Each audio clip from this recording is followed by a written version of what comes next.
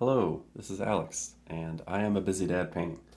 Today I have two brand new units to show off to you in my growing Carthaginian army in 28mm.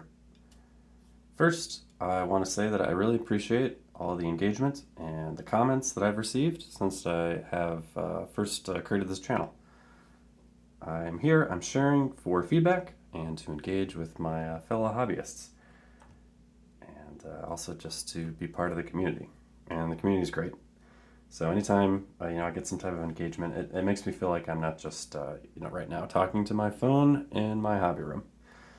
Okay, another quick note. I am just an enthusiast, historical enthusiast. I like to read the sources, but I'm just an enthusiast, not a professional. I work as a data scientist.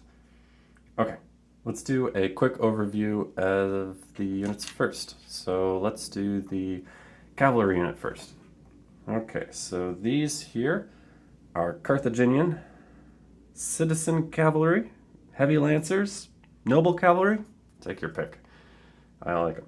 So they're supposed to be professional or noble troops, and they're supposed to be brightly colored, opulent, garish. I've single based this cavalry unit in let's see, that'd be 2 ranks, 6 files, so there's 12 total. And these come mostly from the Victrix heavy Hellenic cavalry unit or kit. So you get 12 horsemen in that kit, and here they all are. They are led by this fellow in white here up front. I'll have more to say about him later. I think he looks good. Now it was much easier to base this unit up compared with the infantry unit that I did previously and the infantry unit that I'm about to show you right now. Here are the Carthaginian heavy spearmen, or Hannibal's veterans, as they are also called. These are the men that Hannibal made into legend with his campaigns in the Second Punic War. Or perhaps these are the men that made Hannibal, Maybe that was the real secret to his success, was his heavy African infantry. It's probably the former, though. That's definitely what our ancient sources think. Okay, so I don't want to exclusively think of this unit as being in Hannibal's army, but I do think of them as being on campaign for years. They are weathered, they are hard, and the bloodlust, the eagerness for adventure that they may have once felt is long gone. Right now they fight for their general, and they fight for the men beside them. So with that in mind, I've got them ranked up here in a pretty organized fashion, and they fight with discipline. These miniatures come primarily from 2 kits, the Warriors of Carthage kit from Victrix, and also Agema's Hannibal's Veterans, or like Veteran African Infantry kit. There's some of these miniatures here in back as well, just to add some nice variety to the unit. Okay, so they are led by this fellow here in the golden armor. I'll have more to say about him as well. He's right next to that champion there with the blood stain on his shield. All right. Now, let's talk about materials and methods. How did I make this? So, I'll stay with these unit first. My primary method for painting these was to use a base coat, and then maybe just a little bit of detail work, and then wash, and add a few highlights here and there, but not too many highlights. Now, I'm still learning how to paint, and I've been doing this for about 1.5 years now. And highlighting takes a while, and I think I just need more patience and a little bit more skill on how to do it. I look at other YouTubers' channels, and their miniatures look great. They look great. I'm not quite there yet. I like the feel of my miniatures as units, but on like an individual level, I still got a lot of work to do. In particular, I'm thinking of the units from Triarius's channel. He's got just a huge, high-quality late Roman army and Germanic army for the 4th century AD. I think it's 4th century AD. And they look fantastic. He highlights his models. He pays good attention, that sort of thing. They look great.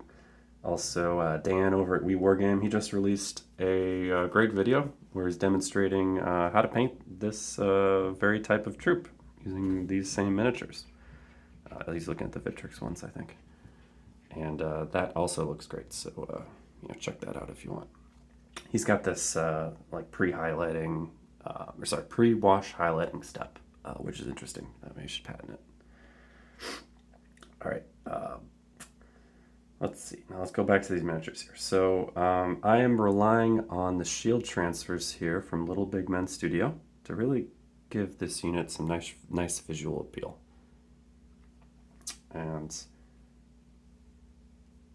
these transfers are great. I think they give the unit almost a sense of heraldry. It's like each one of them has their own individual colorful shield.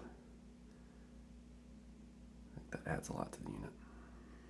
I had to hand paint a few of these shields since I ran out of transfers. And they blend in okay. All right. All right, let's turn back to the horsemen now. So let me bring the horsemen, talk about the materials and methods for the horsemen now. So these are supposed to be rich horsemen, and this is easily the brightest and most colorful miniatures that I've ever put together. I do historical miniatures primarily, and I think they look great.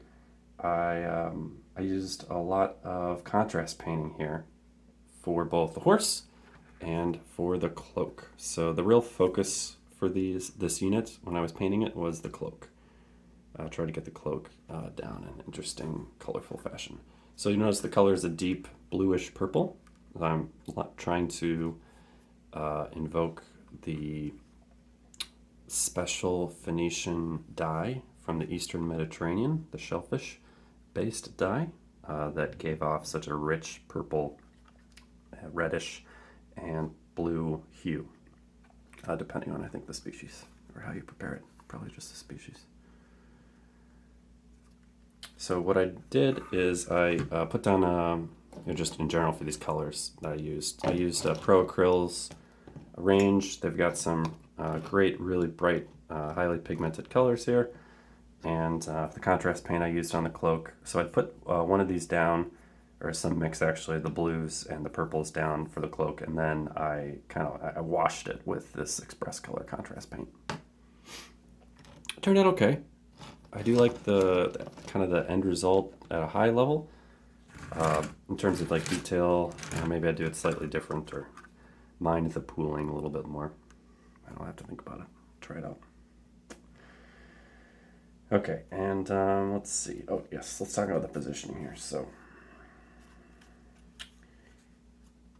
the leader is slightly leading the pack here, almost an echelon formation.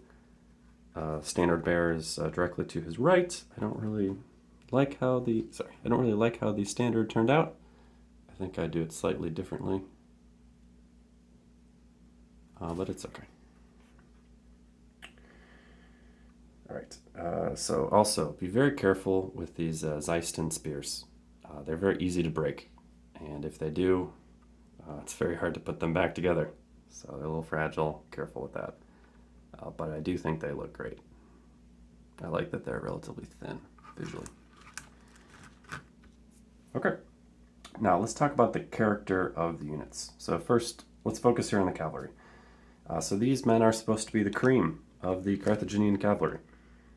Carthage, they relied heavily on their cavalry in the First and Second Punic Wars. If you think of the Numidians, the Spanish, the Gauls, probably some Italian cavalry as well that they used, and also African cavalry, non-Numidian African cavalry. And these men here are supposed to be like the cream of the African cavalry. They fight in a Hellenistic style with long lances and no shields. Each of them carries a short sword for use on horseback or if they get dismounted. Now, we don't have great sources for the Carthaginian army of this period. I mean, we have Polybius, which is great. Polybius is a great source to have, but that's pretty slim pickings, though, when you're trying to figure out how Carthage actually fought. Now, I'm not sure if I don't think this type of unit is directly attested to, but I think it's a very plausible unit. And others that I'm aware of have built this unit, like a citizen cavalry unit. And also this unit is very popular and common in historical video games for this period, like Europa Barbarorum, which is a mod for Rome Total War and Medieval Total War 2. One of my favorite games. It's a super detailed historical mod. That's excellent. Highly recommend it. Let's talk about the leader. The leader here is, of course, a full citizen of Carthage. His family holds estates in Spain, and he is extremely rich, extremely wealthy.